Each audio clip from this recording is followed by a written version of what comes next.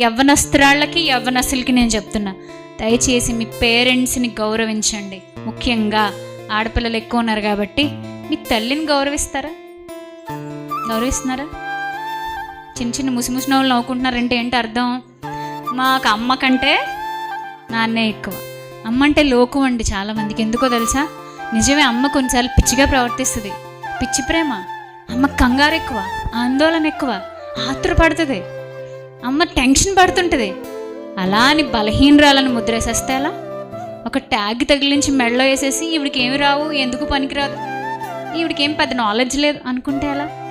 అమ్మ కనబడని బలాన్ని లోపల కలిగి ఉండి తన కుటుంబాన్ని బలంగా కట్టుకునేంత బలవంతురాలు. రైట్? ఆమె కట్టకపోతే నేను ఉండను, మీరు ఉండరు. ఈరోజు నేను సగర్వంగా చెప్తున్నాను, నా తల్లి నా కోసం ఎంతో ప్రార్థన చేసింది. నా తల్లి ఆత్మీయ జీవితంలో ఎన్నో లోటుపాట్లు ఉండొచ్చు, మళ్ళీ చెప్తున్నా, కానీ నా తల్లి నా ప్రభు చేత ఎన్నుకోబడింది. నా కుటుంబం నా ప్రభువులు ఇలా నిలకడగా ఉండడానికి నా తల్లిని నా దేవుడు పిలిచాడు. ఆ పిలుపుకి ఆమె లోబడింది. ఆమె వెనకాలే మేము కూడా వెళ్ళడానికి ప్రభు మా హృదయాలు తెరిచాడు. యవ్వన దశకు వచ్చిన తర్వాత బలవంతంగా ఎవరు లాక్కు రాలేరు.